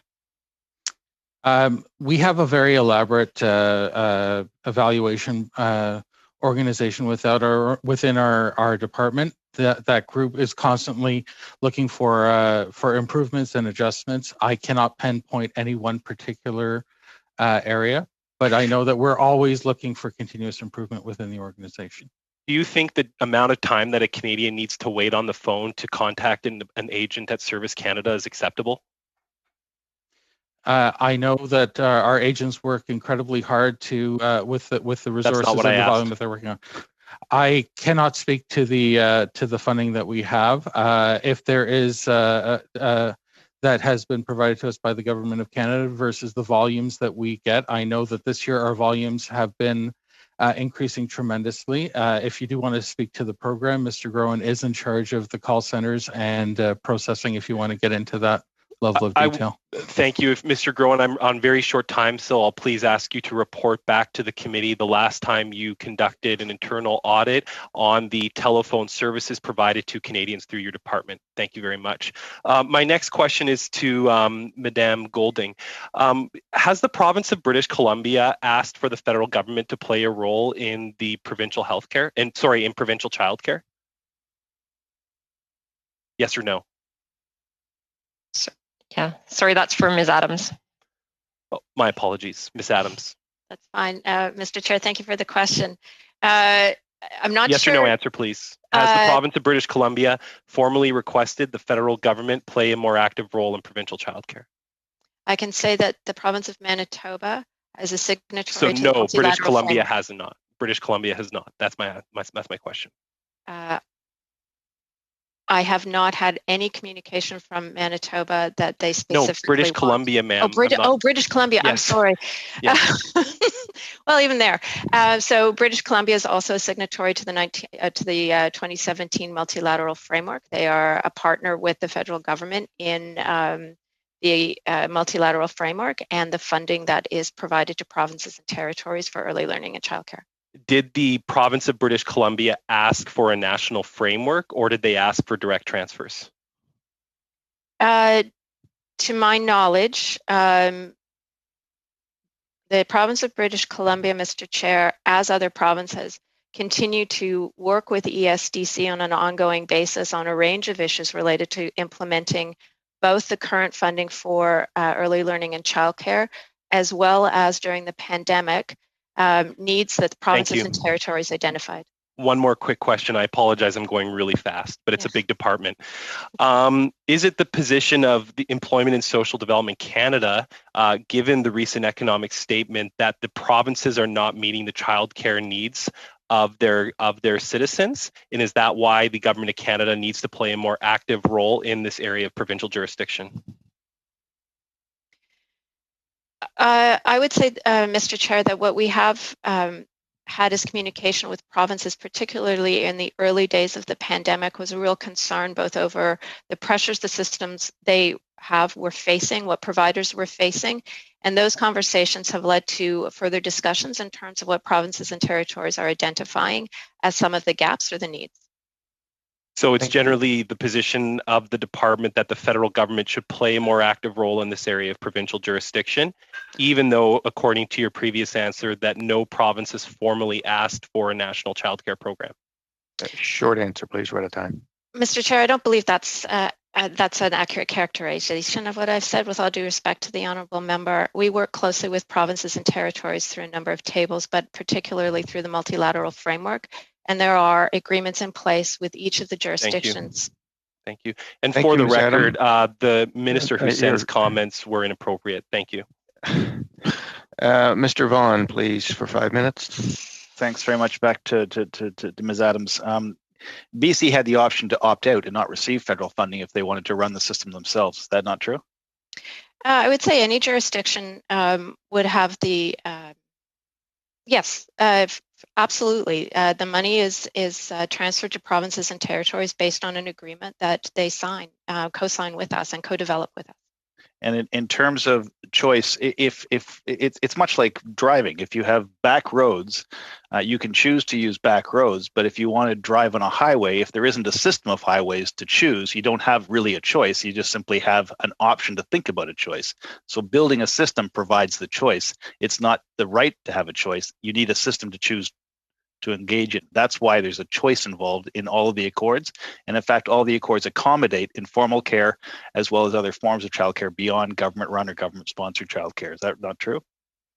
The agreements in place allow provinces and territories absolutely to meet the needs and the priorities in their jurisdictions using federal funds within the context of the multilateral framework that they are all signatories to and agreed and co-developed with the federal government. Yes. In terms of Service Canada, the mobile units in Quebec that have not been restaged due to public health orders, part of the assessment on not opening the mobile sites, while we've reopened all of the permanent sites, but the choice on the mobile sites is about spreading COVID as much as about protecting the workforce as it is about the public health needs of those mobile units, which are hard to create as safe environments for a disease and a pandemic like COVID. That's why they haven't opened. Is that correct on Service Canada? Thank you very much for the question, Mr. Chair. Those are a number of factors that go into not opening up those centres. Those are many of those factors, including as well that we do have an alternative service model in place, one that is email, but one that is telephone as well, to reach those people who are not either literate with electronic forms, who don't have access to them as well. Thank you. And in terms of CMHC, the question was about when new investments are going to come, recognizing that the $1 billion investment in rapid housing is the first installment and is part of our commitment enunciated in the throne speech to end chronic homelessness. There are second and third installments already under development as we move towards budget. Yes, that's correct. And we don't know the date of the budget or the amount in the budget because that's a decision for finance. So the minister wouldn't have the date of the budget or the exact amount that will land in the budget because that's not a decision he makes. That's a decision that the government makes through cabinet through finance. Is that right? That's correct. These are all government decisions. Absolutely. But our commitments to end chronic homelessness, to bolster the co-investment fund with new capital dollars, and the other commitment for an urban, rural, and northern housing strategy, all of which were contained in the throne speech, are contained in the throne speech so we can deliver them in a budget which is expected early in the new year. That's great. Correct. We're committed to supporting the government and the delivering the promises in the fall economic statement. So it's safe to say more help is on the way, and in particular help for people living in the most precarious and vulnerable settings, and in particular people who are Indigenous and urban settings who are homeless. Yes, CMHC is focused on serving the most vulnerable in our society. Because all three of those programs, in fact, serve Indigenous urban people in urban settings who are homeless or precariously housed, both an urban, rural, northern strategy, a rapid housing strategy, and the co-investment fund. Indigenous community and housing providers can apply to all three of those in order to meet the needs of their communities. Yes, we strive to serve our clients by offering them the whole suite of programs that we have under our jurisdiction. Okay, and in terms of the mobile housing component of the Rapid Housing Initiative, while the units themselves are built nearby and not often transported for far distances because of the fragility, the reality is that they're assembled on site by local employment, and they do generate local employment because they're assembled on site, even though they may be manufactured at a regional base. Point of order. Nothing's been assembled on site. That's not a point of order. Go ahead. So, for example, the two projects underway in Toronto right now were built outside of Toronto, trucked to Toronto, and are being assembled in Toronto by local labor. Is that not true? That's correct. And it's the same project is underway in Vancouver in BC. In fact, BC is the place that started modular housing and has been using the local workforce both to build the modules and assemble them on sites when the projects are approved. I think the one point of clarification with respect to the rapid housing, we've just in the process of dispensing funds. So the construction has not yet begun, but we expect that there will be similar types of projects to those found in Vancouver and Toronto. But you don't build them on another continent, ship them across to Canada, and then put them on a train and take them to a local community. They're assembled more or less close to site before they're built finally. That's the model of modular housing which has been embraced. Because it has to be quick. You can't wait 6 months for delivery. That's correct. There's a 12-month limit for the construction. Okay, and Mr. Vaughan. Thank you, Ms. Bowers. Next, Madame Chabot, pour 2 minutes et demie, s'il vous plaît. You have 2.5 minutes, Mrs. Chabot. I have a question that was in the economic statement about student loans. Maybe you can answer me. So $329 million were announced for the refund on the interest for the Canadian loans for apprenticeships. Those programs are not for Quebec students. So can you give us some details about the compensation that will be given for Quebec students after this announcement?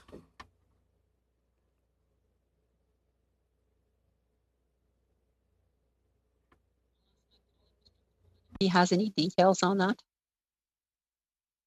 I apologize. I don't have any details on that, but I'm sure we could do that as a follow-up for you.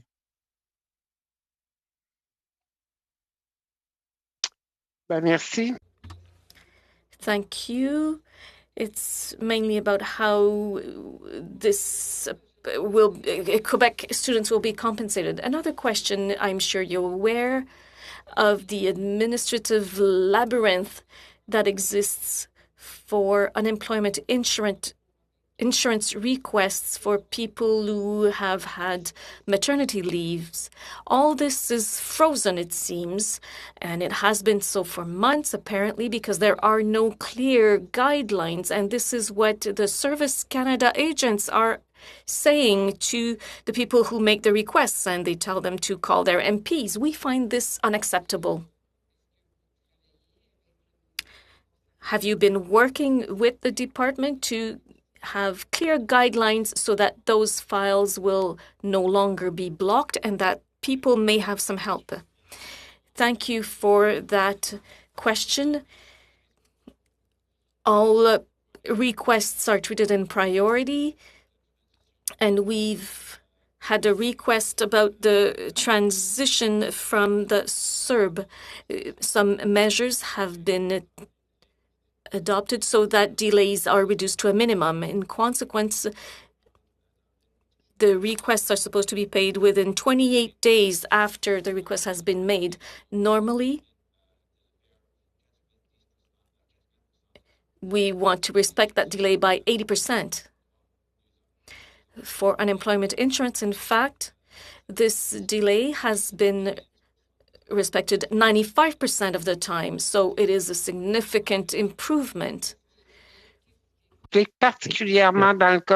So in the case of maternity leave benefits, what is the explanation as to the fact that this is frozen, nothing is happening?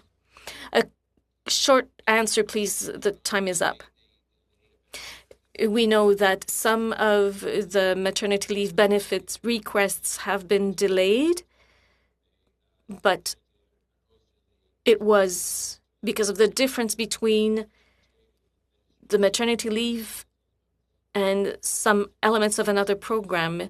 Over the past few weeks, new guidelines have been given to our agents, and they give priority to those requests that have been delayed. Ms. Thank you. Yeah, thank you so much, Chair. My question actually is for Madame Bowers. So in the last meeting where the Minister of Families, Children and Social Development appeared, not this meeting, but the one prior, I actually broke down some of the dollar amounts for the distinction-based Indigenous housing strategy.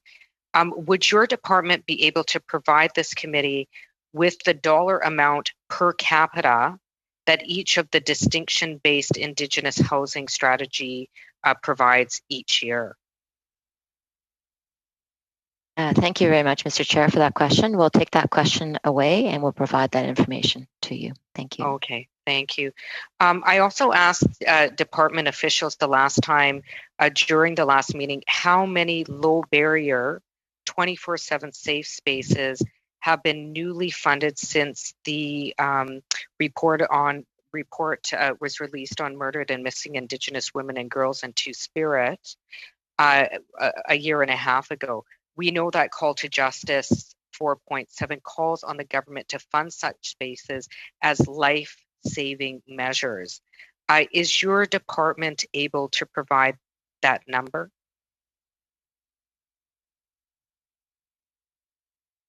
Madame Bowers? Yes, we are able to provide that number. We can provide that to you. Okay, you don't have that number available here today? So in terms of the, in response to the report on murder, missing Indigenous women, there was a funding announcement made in May 2020, and the funding was for $44.8 million over 5 years to construct 10 new shelters on reserve across the country, and this would be under CMHC's shelter enhancement programs. I'm speaking, sorry, just because it's not just a shelter, it's a 24/7 low barrier safe space, which is different than shelters for example, for women who are experiencing domestic violence solely. So I'm wondering that number. Unfortunately, I don't have that level of specificity. So again, unfortunately, I'll have to take that question back, and we'll provide that information to you. Yeah, I asked that. Bowers, Thanks. Thank two and a half minutes goes fast. Thank you, Chair. Indeed, it does. Thank you. Mr. Kent, please, for 5 minutes. Thank you, Chair, and thank you to our witnesses for this evening appearance. Minister Hassan, in mid-October, referring to the major cities stream of the Rapid Housing Initiative, said that because cities had already identified properties to buy or plans for modular housing, that he expected to see, quote, a lot of housing being built before the winter. But from the minister's remarks and your remarks, Ms. Bowers, and your correction of Mr. Vaughan's comment, is it true that no work is being done now because you're still in the assessment phase? Thank you very much for that question, Mr. Chair. With respect to the first stream of the rapid housing, which is the major city stream, we have signed our agreements with most of the municipalities, and the funding is actually out the door. So, as you can imagine, we have a guideline that the construction must be finished within 12 months, but there is a range of different construction schedules in terms of when these buildings would actually be in place. When is the with respect to the I'm sorry, when is the first construction to begin? So I would have to get back to you with that particular piece of information. With respect to the project stream, when we're actually prioritizing the different applications that we get, we are prioritizing those projects that deliver housing more rapidly. So to the extent that proponents can commit to getting houses on the ground more quickly, we would prioritize those. And do you expect in early December now, or almost mid-December, that Minister Hassan's expectation of getting all of the money out the door before March, 2.5 months from now, will be met? So we have just received the investment plans from the various municipalities that contain this level of detail. We're in the process of assessing that, so we will be able to provide a little bit more detail once we've done that assessment. If you could, to the committee, thank you. Now, Minister Hassan mentioned in his opening remarks the additional $299 million for Reaching Home, which will, among other things, he said, help prevent at-risk Canadians from becoming homeless in the first place by supporting targeted inventions that enable people to stay housed. Can you give us an example of targeted intervention? Thank you, Mr. Chair, for the question. Yeah, the kind of targeted interventions, imagine there are rental arrears payments or utility arrear payments, rent supplements to sort of short-term rent supplements to help people maintain housing while they're stabilizing their financial situation. What's your expectation of the number of people that might be helped by this additional 299 or part of the additional funding? So Thank you, Mr. Chair, for the question. So it is, as my colleague has mentioned, early days for this initiative. The funding was just announced in the fall economic statement, and so we will be working through the development of a proposal on how we might implement the funding through our Reaching Home network and work with them. One of the main considerations will be, though, to the extent that they require additional funding in the upcoming year to maintain COVID-related measures in terms of social distancing, but we are very hopeful. I think we all are, for a vaccine, and hoping that those measures won't be required much longer. Thank you. How much time do I have, Chair? A little over a minute. Excellent. Now, the National Housing Strategy talks about the 10-year $55 billion plus plan to create 125,000 new housing units. The Indigenous Housing Caucus talks about a 10-year plan with at a cost of about $25 billion for a needed 73,000 units. Has the department, can the department provide figures showing what portion of the National Housing Strategy would address Indigenous, urban, rural, and northern housing? Which of those two sets of figures, whether the 125,000 new units or the Indigenous Housing Caucus's 73,000 units? We can certainly provide a breakdown for the National Housing Strategy. It really, we do have to go into a little bit of detail about the different programs because some of the programs are contribution-based programs, others are based on loans. So depending on the composition of the funding, this determines the number of units delivered. But we can certainly provide clarity as to the assumptions that we use in serving our Indigenous communities. If you could provide that to the committee, thank you. Thank you. Thank you, Mr. Kent. And the last questioner for the evening is Mr. Vaughan, please, for 5 minutes. Thank you very much. On the Rapid Housing Initiative, the decision whether to build or acquire is a local decision made by local cities. We've, in fact, empowered them to make the right decision based on the right set of circumstances, based on the population they have to serve. Is that not how the program was designed? Yes, that's correct. And so we're not pushing modular housing onto communities. We've simply made it an option available to those that might have access to supply. That's correct. We recognize that housing is a local issue, and we've built the maximum flexibility into this program. And the expectation is that most of the housing will actually be acquired. Distressed assets, things like old motels or abandoned housing that gets refurbished immediately to house people quickly, not necessarily construction. That's correct. Refurbishment is one major category for the RHI. And on childcare, virtually every significant study on early learning and childcare suggests that the sooner you get children to structured learning environments, the better they do in school and the better they develop intellectually over the extent of their life.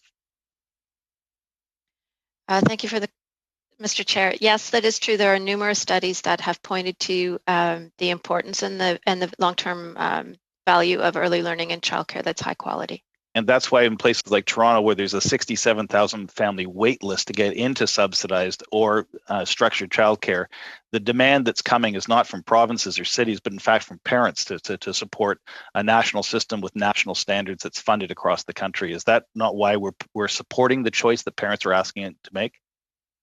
We have heard from numerous stakeholders, including parents, on the importance of high quality, affordable, accessible childcare, yes. And we're aware of the fact that single parents, and certainly in my family, where both my parents had passed before my children were born, that not everybody has a grandparent to hand a child to go to work, especially single parents, especially immigrant families where extended family may not even be in the country. That's one of the reasons why structured childcare needs to be presented as a choice in order for families to make the choice that suits them best. That's why we're building a childcare system. Is that not right? I think what we do know is that there are families across Canada that have that are in a multitude of different situations. Newcomers, low-income families, middle-class families living in centres where childcare is highly expensive, or in childcare deserts where there simply aren't enough spaces. There's a wide variety of pressures that families are facing, and certainly working with provinces and territories looking for ways to respond. and there are young children with developmental disabilities, with physical disabilities, with autism, with a whole spectrum of needs that if you don't get them into quality childcare early, professionals don't have the capacity to provide services to them and help them develop and attain the highest quality of life and performance in their lives. And that's another reason why structured and regulated childcare is so critical, to make sure that the most vulnerable children in our communities get the support they couldn't get from their families and need that additional support in order to live full lives. Mr. Chair, again, there are a number of research studies that point to exactly what the honourable member has just stated, yes. And when we make dollars available to the provinces, they have the option to opt out and not receive those dollars and not extend childcare to vulnerable families in their community. But the other side of it is that when we put federal dollars into the system, we expect certain standards to be met in terms of child to teacher ratio, in terms of training, in terms of quality, to make sure that our children are safe. Because studies have shown that unregulated childcare is actually dangerous for children and their lives, and regulated childcare is a much higher percentage of making sure that kids are kept safe in an environment where parents can trust that their kids will be properly cared for. That's another reason why structured and high quality childcare that's affordable is such a fundamental way to make sure that everybody has a choice in the society, as opposed to simply hoping your parents can keep care of your child. Is that not why we also are looking and exploring and funding childcare across the country, including early learning? Thank you, Mr. Chair. Certainly in 2017, the multilateral framework, all provinces and territories signed, other than Quebec, who agreed in principle. And in that framework, there are sections that deal with exactly what you're speaking to, which is the inclusivity, which how we ensure that all children in provinces and territories also believe this through the multilateral framework was an important piece. And we also know that the Indigenous community wants an Indigenous-led and a culturally significant and specific childcare approach to make sure that their family structure, their culture is appropriately delivered. And that also requires federal dollars because it's a federal responsibility right across the country. Mr. Chair, yes. And in 2018, the federal government worked with all three distinction-based groups and also with urban Indigenous peoples on a co-developed Indigenous early learning and childcare framework that spells out for each of the distinction groups their community's aspirations for their children. And it does speak to the necessary of culturally appropriate childcare with highly trained ECE workers who have a curricula that is adapted to Aboriginal children and is culturally sensitive. Yes. And one last question. The findings in Quebec, in Quebec are... No more. Thank you very much, Mr. Vaughn. That's all the time we have for questions, because we do have a little bit of committee business. So witnesses, if you could just stand by for 1 second. Colleagues, almost exactly 2 hours ago, you would have received from the clerk a proposed budget for the Urban, Rural, Northern Indigenous Housing Study. So if you could just pull up that budget, I'll give you a minute and thank the witnesses. To all of the witnesses, I really hope you enjoyed your time here this evening. I hope that some of you enjoyed it so much that you'll come back and join us again on Thursday. And for those of you who aren't that fortunate that you'll be with us on Thursday, I want to take this opportunity to thank you for your support over this session in appearing before the committee. This has been one crazy year where there's been very high demands and expectations of you. So to all of you, I do hope you get some time with the people that you love over the next little while. And if we don't see you on Thursday, I'm sure we'll see you in February. So thank you so much for being with us.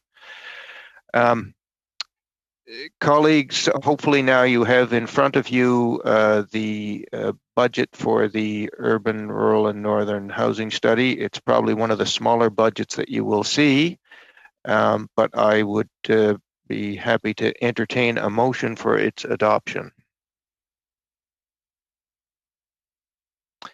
I move adoption of the budget. Mr. Kent beat you to it. An honor, okay. Mr. Chair. Okay. Is there any discussion? Is there any discussion? Seeing none, all those in favor of adoption of the project budget as presented, I see thumbs up all around. We have consensus. The motion is adopted. There being no further business to come before the meeting, I declare the meeting adjourned.